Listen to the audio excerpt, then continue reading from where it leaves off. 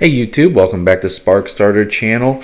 Just wanted to share with you this video when the circuit breaks from the 1970s. So, it's remarkable that all the energy problems we have even gotten worse since the 1970s, and we still don't have intelligent documentaries that kind of talk about this problem. So this is When the Circuit Breaks from 1970s Energy Crisis. Thought I'd post it on YouTube so more people can find it and learn about energy history. So thanks for watching. Check out the Sparkstarter channel website, and I'm working on a new video, Free Energy City Part 2. So we'll talk about the history of East Liverpool, its rise and fall, and how it's related to energy innovation. So stay tuned, and thanks for coming to Sparkstarter channel. I think it's going to end with everybody changing their habits. Just start working now, otherwise we won't have time. We're going to be out of oil within a few years. Natural gas is getting short, everything's getting short, and unless we can harness the power of the sun, it's going to run out eventually. The power of the sun. At one time or other, the sun has been to man God, King, Father, Brother. But beyond all that, the controlling force of all that lives and moves here on earth. Its fiery element would change the course of continents and seas, would send awesome currents of pure energy charging through the atmosphere.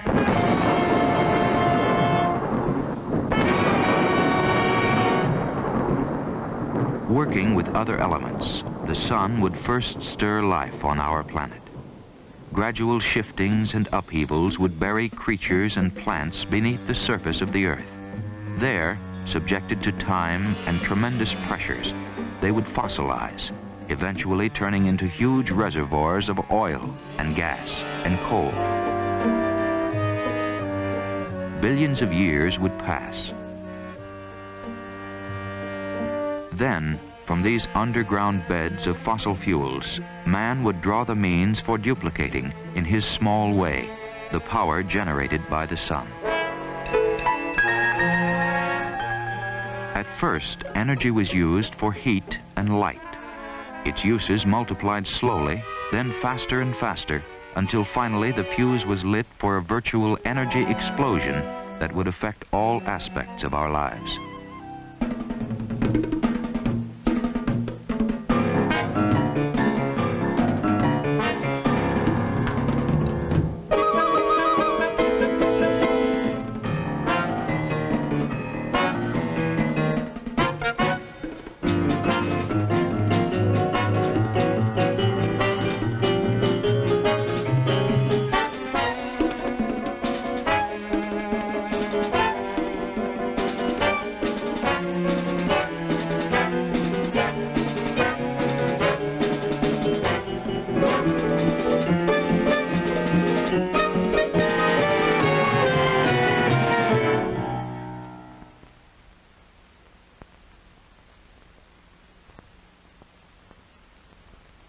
When a circuit breaker or fuse blows in our home, it's not because there's no energy available. It's simply that we've called for more energy to be delivered to a given place than the line can take, and the whole system blows. The principle of the household fuse or circuit breaker, keeping supply and demand in near balance, can be extended to all forms of energy. All, in effect, have circuit breakers. And when the demand grows greater than the immediate supply, the circuits break. Attention all passengers. Flight 307 is canceled until further notice. It was announced today that gasless Sundays will go into effect as of next month. And when several circuits break at the same time, we have an energy crisis.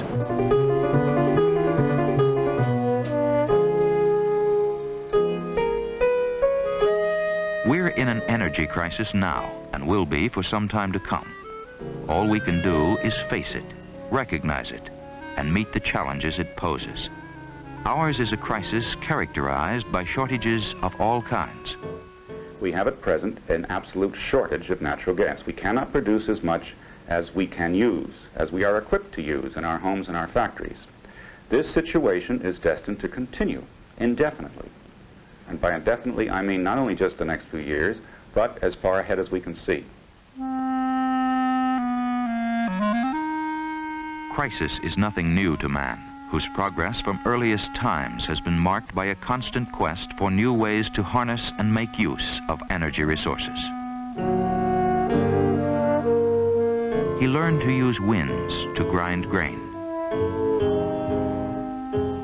Burning wood provided him with heat. With the coming of steam engines, wood would become the source of fuel to push ships and trains across the face of the earth.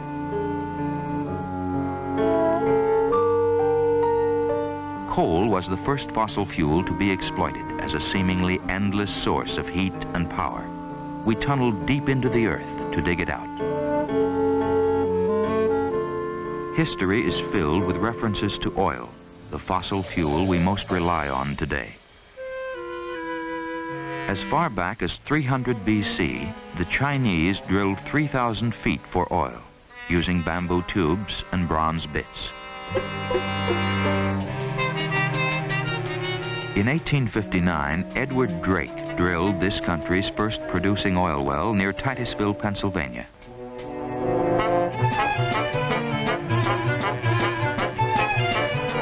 The coming of oil triggered a rush to likely-looking spots as prospectors set out to claim quick and easy riches. Spindletop in East Texas, the Seminole fields of Oklahoma. Edison's invention of the light bulb would lead to a world electrified and increase the need for coal and oil and natural gas to generate electric power. The gasoline engine demanded fuel to run our cars. Energy was something to use and use and use. As the pace of life quickened, we were into the 20th century. Now there were cars, trains, airplanes, appliances galore. Our industrial progress and economic growth was fired by what many seemed to look on as endless energy. But warning signs were there. Until 1950, the United States could supply the energy needed. But in less than 25 years, we found ourselves in trouble. Each year, we used 5% more, doubling our demand every 12 to 14 years. Coal production stayed at 1940s levels. Crude oil production dropped. In 1968, natural gas consumption began exceeding new discoveries. Oil companies during this period were encouraged to get oil and gas from other countries. By 1970, we imported 1/3 of our oil and gas, relying on others to meet new needs. Then in 1973, the big Middle East producers cut off oil shipments to major consuming countries. When the embargo was lifted, the price of foreign oil had jumped from $3 to $12 a barrel, 4 times higher than before. More than $20 billion left the United States. No one was spared its impact. Well, just looking at my bills, I'm getting upset. Paying more for electricity every month. And the gasoline is going up. And I'm used to being able to go when I want to, but suddenly I think I'm going to have to start curbing my habits. My family and I have tended to conserve energy, both in limiting the use of our cars, plus cut back on the heat in the home, less use of the air conditioner, and in general, a conservation ethics has come across our house. What I've seen of people, most of them are pretty selfish. It's all right to let somebody else do it, but when it comes right down to home, why, they just want to go along the same old way. Although some went on in the same old way, eventually the Middle East embargo would be felt by all of us. 1 out of every 7 gallons of oil we'd been using to power our homes, our cars, our businesses, and our schools just wasn't there anymore. At the height of the embargo, 500,000 people were thrown out of work. Products we manufactured and sold dropped from $10 to $20 billion in value. We were caught by surprise with a crisis that could recur and recur unless the entire country recognized the dangers of a quite real energy shortage. And out of the embargo was born Project Independence, a launching pad from which would evolve this country's first national energy policy. We must be able to cope with future emergencies. We must immediately fully use our traditional energy sources. We must develop new sources. We must manage better the present demands placed on energy. We must conserve. The first 3 goals are largely the job of government and industry. The 4th, conservation, is up to all of us. The blueprint was designed to make the United States energy self-sufficient by 1985. That is, we would import some oil, but would not be so dependent on other countries. To meet this challenge, we must change our energy habits. We must end our love affair with the big car and use buses and commuter trains. Only passengers with Metroliner tickets may board the Metroliner. We must walk or use bikes rather than drive. We must pay more attention to energy used in the home, to guarantee that cool air is kept in the summer, warm air in the winter months. When lights aren't needed, they should be turned out. But cutbacks by individuals are not enough to prevent future shortages. Converting raw materials into energy uses up a tremendous amount of energy itself. So do manufacturing and heavy industrial plants. We must save fuel there, too. Here at the San Leandro plant, we have reduced our energy consumption 25%. We've achieved this primarily by being smart about when we turn lights off and on, and making sure that our equipment is running in the most efficient manner, and turning our thermostats down. When you look at it, you wonder why you didn't do this before, but I'm sure it'll be carried forward in the future, and new and better ways to conserve energy will be thought of. Waste material can be used as a source of energy. A project in St. Louis has proven that garbage can be put to use in generating power. Used fuel that once we paid others to haul away is being recycled. Manufacturers of basic products can now collect, crush, compact, and recycle metal containers once considered fit only for the garbage heap. This can result in as much as a 95% savings in energy over what it would cost to start with raw materials. Our savings year to date are well in excess of $1 million in plain hard cash. So we're convinced that an energy conservation, in addition to saving energy and conserving short fuel supplies, is just plain good business sense. For all these first steps taken in conserving energy, real conservation means planning by all of us for most efficient use of energy in the future. Real conservation means planning our office buildings, industrial complexes, and homes to take advantage of natural light, natural heat, natural coolness, natural ventilation. Real conservation means that while striving to achieve the most efficient car and truck engine, we must limit our driving now to what is absolutely necessary. The fact remains that conservation alone will not give us the energy needed to permit our country to prosper at its present level. This brings us to the second goal, to develop our oil, coal, and gas.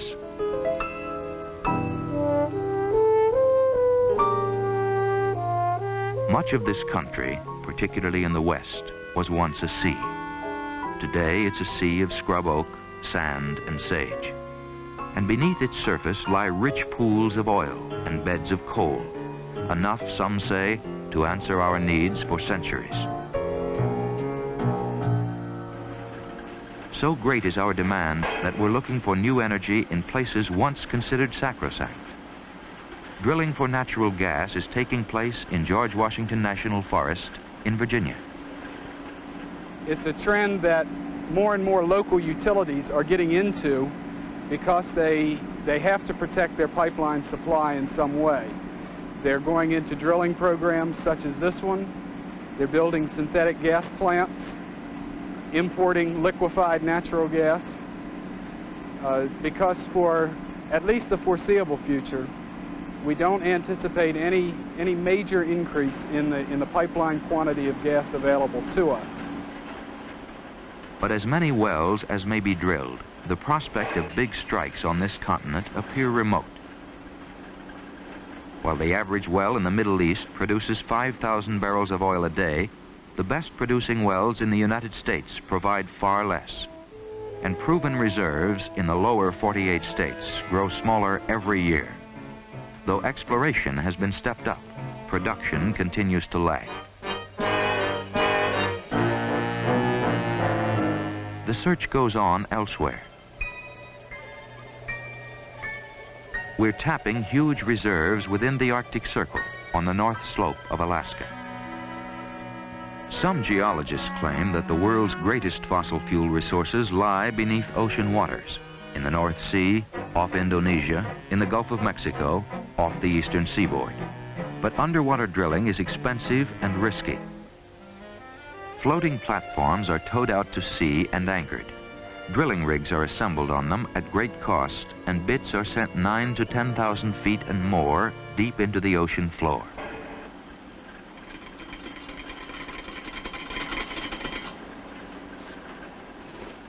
Oil and gas from 18 to 30 wells may pass through one processing rig in a given day for storage, piping, or sending on to land by tanker. Proven pools are being tapped beneath these waters in the Gulf of Mexico.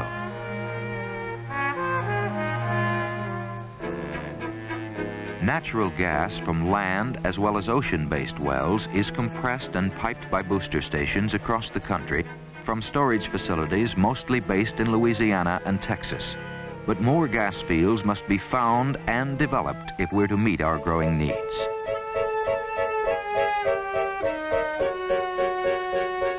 On the Rocky Mountains' western slopes, oil shale, oil-filled rock, is being mined and processed in an experimental plant.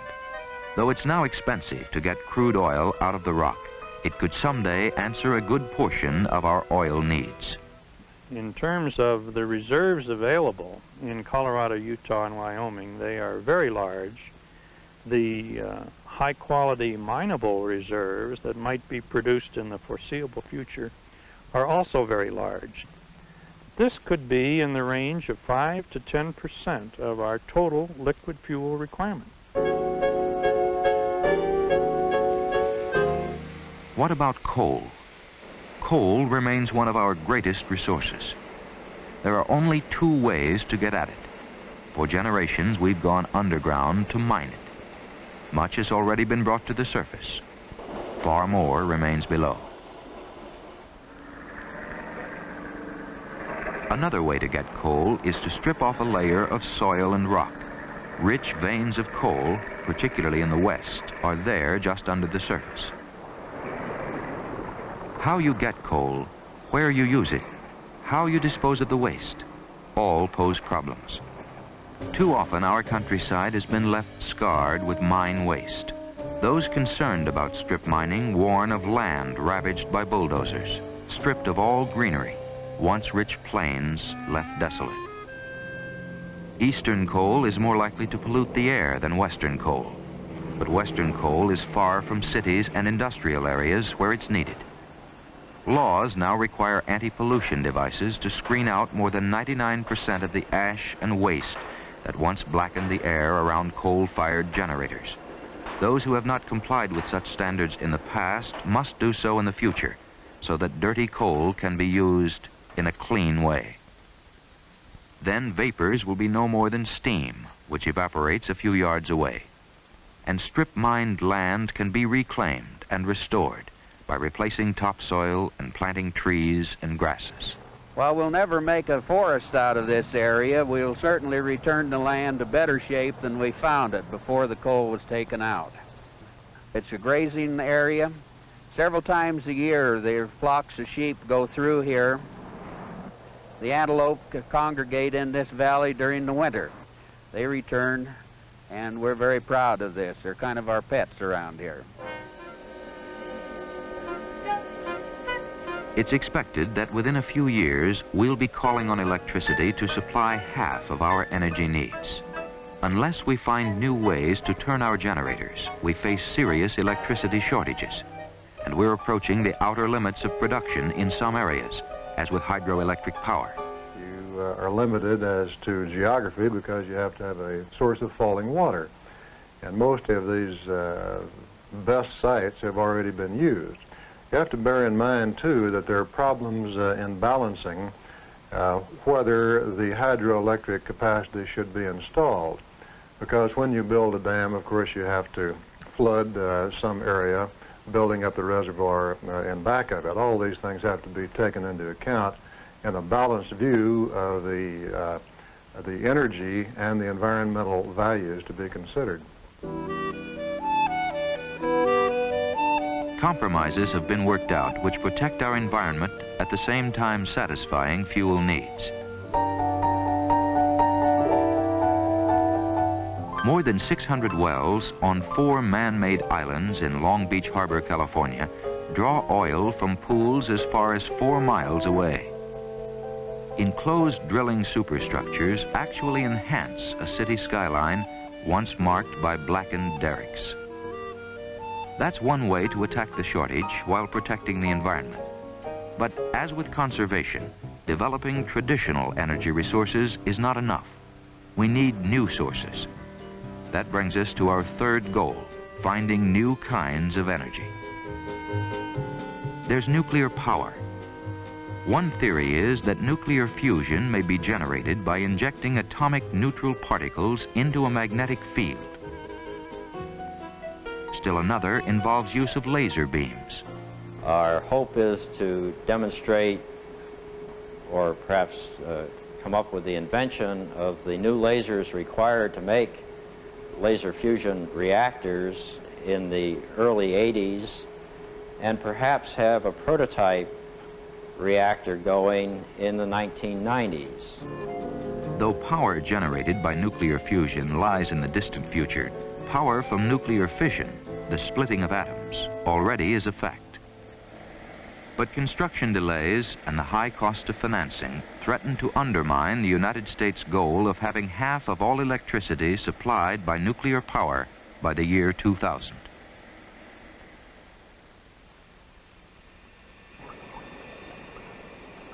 Another proven source for energy is geothermal power, heat beneath the surface of the Earth. Commercially feasible plants for generating electricity are already operating at the geysers near San Francisco. We hope that by the year 2000, we are hopeful that we are going to be able to get on the line maybe as much as 75,000 megawatts. Or, again, with the current rate of consumption, that would supply the needs of 75 million people. This area is an ideal source to tap for power, but only 4 such fields have yet been found. This one in California, one in Italy, one in Iceland, and one in New Zealand. We're still learning how to explore for geothermal power and how to use it once we find it. Again, the target date for meaningful production beyond what we now have, the next decade. Success has been limited so far in attempts to capture and use the sun's energy directly. But there are an increasing number of solar-heated buildings and homes. We've been living in solar-heated houses for the past 15 years. Our first winter fuel bill here in Washington, D.C. was only $4.65. We used only 31 gallons of oil for an entire winter, and that was with half our days cloudy and temperatures down well below freezing many times. The principle of solar heat is quite simple. It works best in areas where most of the days are sunny. Water running through panels is warmed by the sun's rays, heating the house, providing hot water for family use, being stored during the night for use around the clock. Solar heat is practical. It works. But it must be supplemented by traditional energy sources. No real breakthrough has been made in converting solar energy into electric power. Target date for this new development? No year mentioned. Scientists and engineers are engaged in basic research now to find other sources of energy. Wind power, underground coal gasification, breeder reactors, tidal power. But no one presumes to lay down a timetable for achieving man's age-old dream of unlimited energy. The goal seems too remote. For the next 10 years, we must rely on the fossil fuels which have served us in the past. With oil and gas production in this country going down each year, we have no alternative but to conserve. Otherwise, we are faced with a dollar drain that within one short decade could result in concentrating the world's wealth in the Middle East. The oil exporter gets richer, and the oil importer gets poorer, and the consumer pays the bill. Unless we conserve while we look for new energy sources, we face the recurring threat of embargoes, of energy circuits breaking without warning. We must recognize right now that energy will cost us more. That is a fact of life. I think it's going to end with everybody changing their habits and going back to the things that maybe our parents were used to that we have never seen before. Just start working now, otherwise we won't have time. We're going to be out of oil within a few years. People say, well, it's not going to run out in our time, but we have to think of our kids and our kids' kids and how they're going to have to put up with a whole lot of stuff just because we're not careful.